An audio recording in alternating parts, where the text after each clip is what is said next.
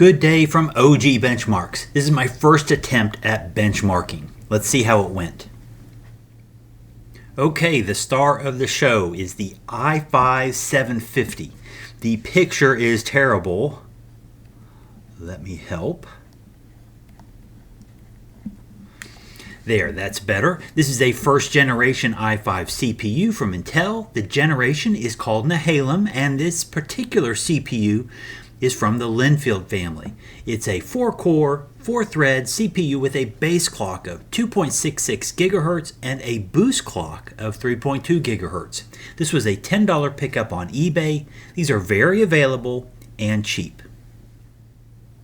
Here is the motherboard I'm using. It has an LGA 1156 socket. The board is an Intel DH55TH.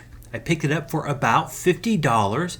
That's not a great deal, but it did include a CPU, a Westmere i3-530, and 4 gigabytes of RAM. There are a few things I liked about this board. One, it is micro ATX, so it fits my test bench. Two, it has 4 RAM slots. That's not true for all micro ATX boards. 3, it has HDMI video out. The i5-750 doesn't have integrated video, so I'll need a dedicated GPU. Regardless, some of the LGA 1156 socket CPUs do have integrated graphics, so the HDMI out will come in handy in those cases. Here is a full list of everything I use for this video.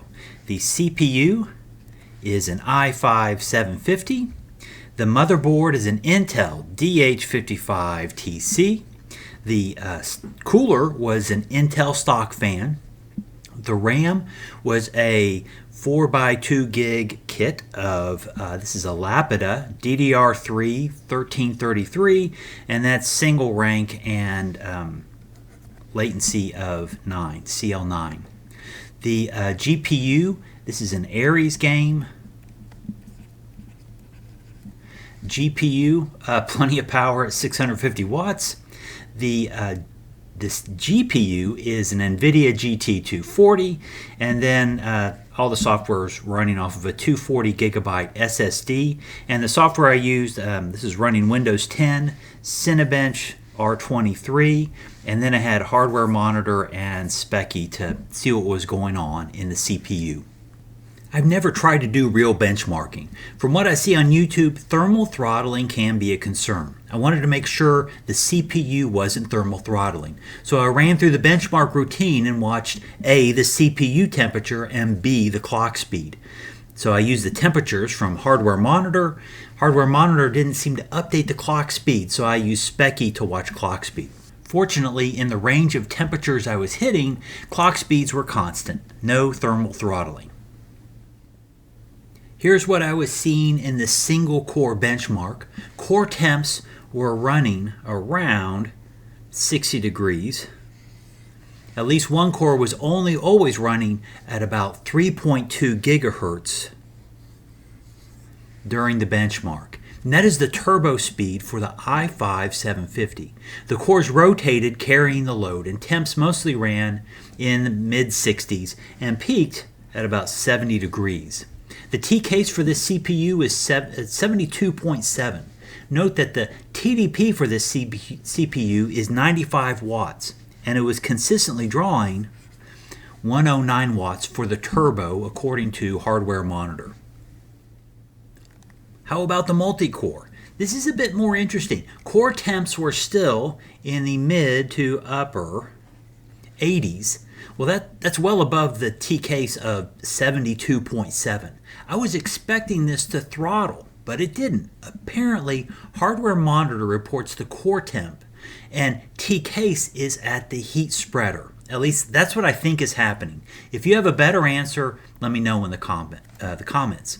Regardless, the power draw was constant at 109 watts, and the clock speed was also constant at 2.8 gigahertz for all cores.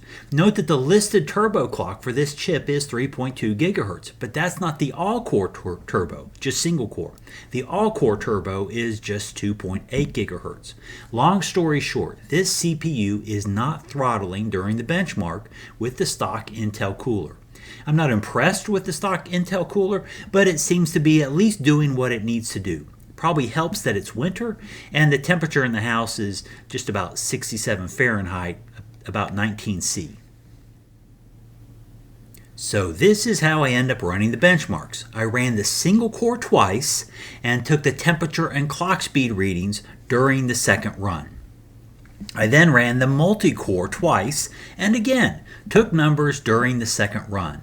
Then I let the system temps drop close to idle, shut down everything except Cinebench R23, turned off Wi-Fi to minimize any background processes, and ran the real single-core benchmark. I then let the system cool again and ran the multi-core benchmark. That's 3 runs of each of the single and multi-core benchmarks.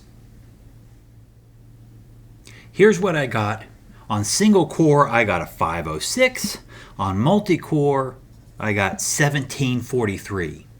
I didn't carefully track my scores during the pre-benchmark runs, but I think the single core numbers were like 415 or so.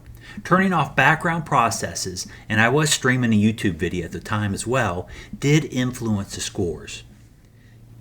Getting one benchmark on a 10 or 12-year-old CPU is not exactly an accomplishment, but I'm pretty excited to be getting my first benchmark run under my belt. Thank you so much for watching. Please subscribe, like, or leave a comment. Take care.